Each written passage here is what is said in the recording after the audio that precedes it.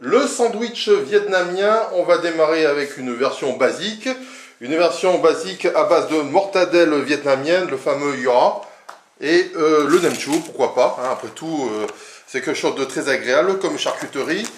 Donc, vous allez démarrer avec une moitié de baguette, si on peut dire, que vous allez couper tranquillement. Ensuite, hop, vous allez mettre ces fameuses crudités légèrement marinées. Hop, on va y arriver. Donc, il y a des carottes, il y a des navets qui ont mariné dans du vinaigre, du sel et du sucre. Ensuite, cette fameuse mortadelle, vous pouvez donc garnir. Mettre également donc du nem chua. Vous allez bien sûr mettre tout de même des crudités. Voilà. Pour le croquant, je mettrai bien un petit peu de concombre.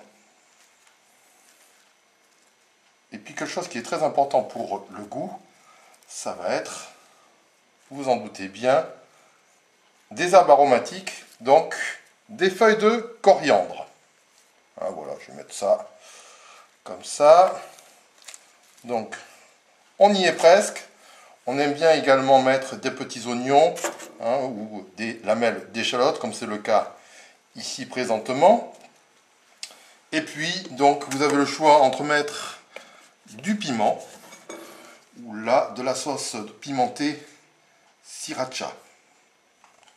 Voilà. Encore de la sauce.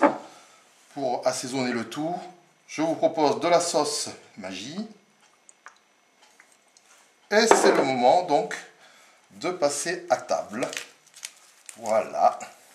Bon appétit. Deuxième version de ce sandwich vietnamien, le fameux banh mi, avec une côte de porc. Une côte de porc qui a mariné dans la sauce de soja, du sucre et de l'ail, qui ensuite a été grillée. Donc, je vais m'amuser à débiter en larges lamelles cette côte de porc. Et ensuite, on va revenir, bien évidemment, sur les basiques, c'est-à-dire le légume mariné, l'oignon, les crudités. On va vous proposer également de la sauce d'accompagnement, de la sauce de soja. Et puis, une fois n'est pas coutume, on va vous proposer pour tartiner ce sandwich du pâté de campagne à base de foie.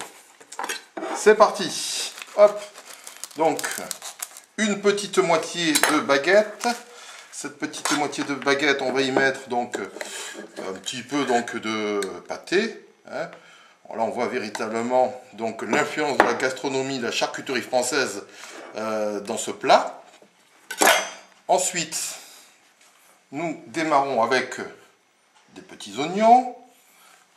Vous démarrez ensuite toujours avec les fameuses crudités marinées. Donc là, vous faites véritablement selon votre feeling, les quantités. Vous n'avez pas de soucis. Les crudités.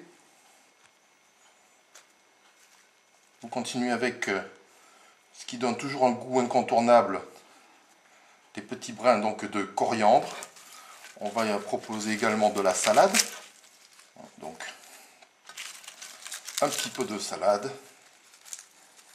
Et puis donc, à partir de ce moment-là, on va y mettre donc un large morceau de porc, des grillades de porc.